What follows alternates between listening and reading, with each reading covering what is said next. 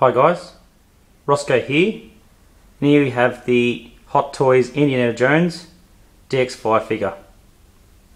Right, we'll start by having a look at the box he comes in. It's a very large box. As with all DXs, it's very firm, very solid.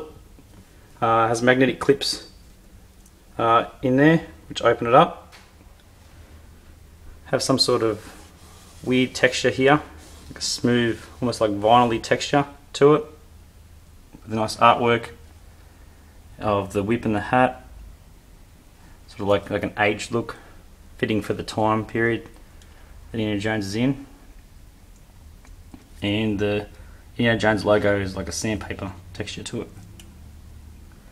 As with all DX boxes, you have many different layers of foam to house the accessories, which is quite nice. Everything's quite safe in there and looks very professional. It also comes in the shipper box, which is quite cool. Sideshow collectibles down the bottom. Once you open the box, you've got like a cover page. Very nicely detailed, good quality, and showing a map with the travels of Indiana Jones in the film, where he found things and whereabouts he went. And it's given that like sort of treasure map age look to it, which is nice and authentic. I bought this off Kid-A-Dot Toy Shop a little while ago when he first got them in, and I was happy to get a shipping bag. So that's pretty cool. I'm glad I got that. I've got a few others. I've got a few Predator ones as well, so it's nice to get that. Alright, as with lots of DX figures, you get heaps of accessories. Now, firstly we'll start. He gets a spare head sculpt. That's the full size sculpt he has when he's not wearing the hat. A lot of people complain about the hair sculpts, but it more seems to be reflected of when he's in the film teaching his class. If he had a pair of glasses to put on him, with the hair sculpt, it'd look like he would if he was teaching the class. So it's more accurate towards that. We rarely see him in his action sort of mode without his hat on,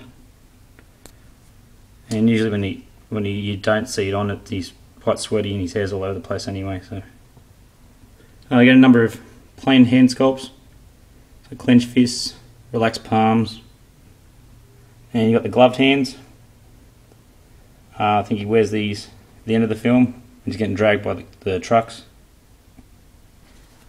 Got the sandbag, where he tries to switch over the fertility idol. That's got sort of like a soft padding in it. Spare hand pegs.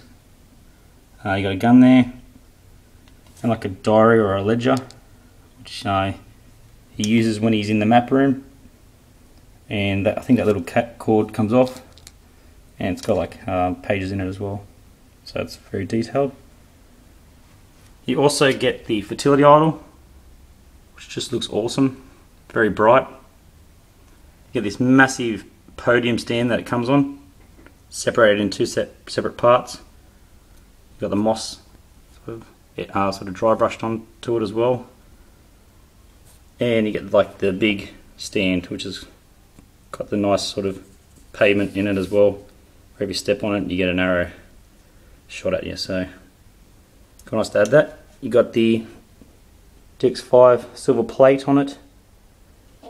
If you flip this around, you pull this out, it just fits in with little tabs there.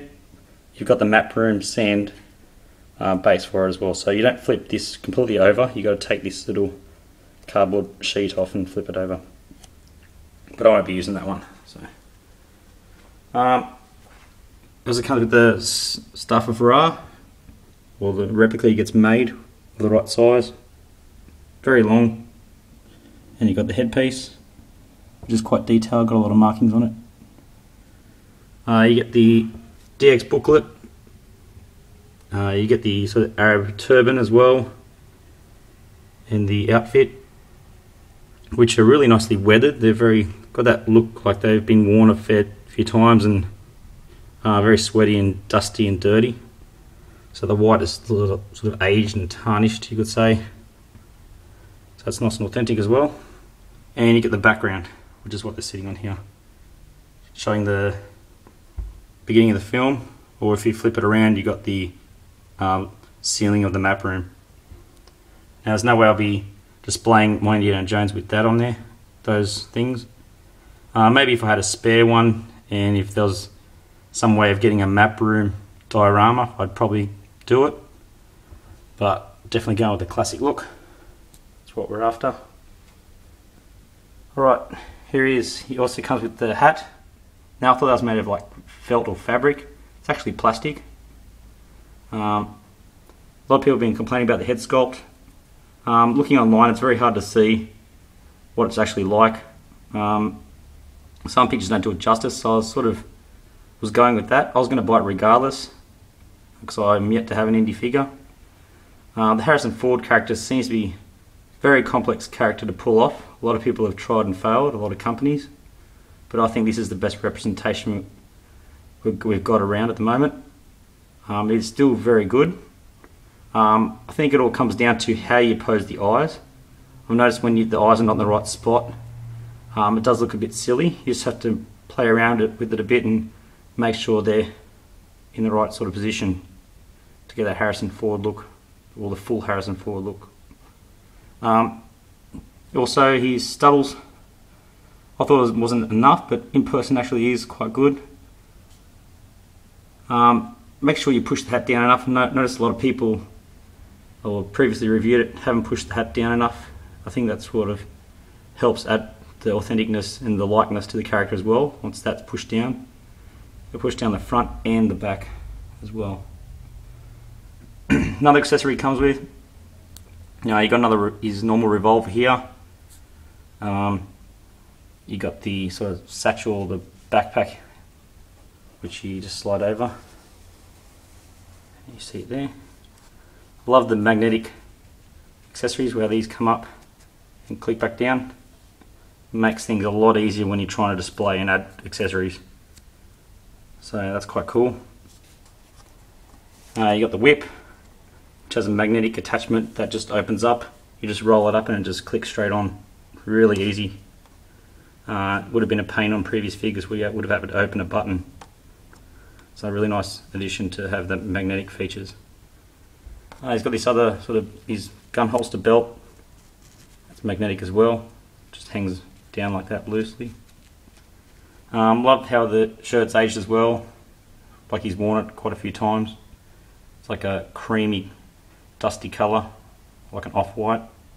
The leather jacket's really nice. Yeah, so you got the pants as well, quite baggy and loose. You have to sort of play around with these a bit to get them in the right spot. Love his boots. They look really old and weathered. He's even got socks, which is awesome, and laces. Can't really see there, but they're there. And you got your standard Hot Toy stand or base, the Indiana Jones logo with the Raiders of the Lost Ark sort of movie logo there as well. So yeah, I was expecting something not as good as what I got. A lot of people hyped it up to say it's not that good. As I said, I was going to get it anyway because I've always wanted an indie figure, but I think if you're an indie fan and you haven't got this, you cancel your pre-order, I think you're going to regret it. I do believe now that there's people that say it looks better in person than on YouTube, and I'd say they're definitely correct. Pleasantly surprised. It's just a matter of how you pose it. Just like the Spider-Man, a lot of people didn't like the look of it, but once you pose it correctly and have a play with it, it actually is pretty, pretty accurate. So I'm very happy with this. It's going to look great in my collection. It's my second favourite series behind Predator, and it's been a long time. Finally got an indie figure in my collection. Got him there with the pose where he shoots the sort of the Egyptian warrior with the sword. Alright guys, thanks for watching. I hope you enjoyed this. See you next time.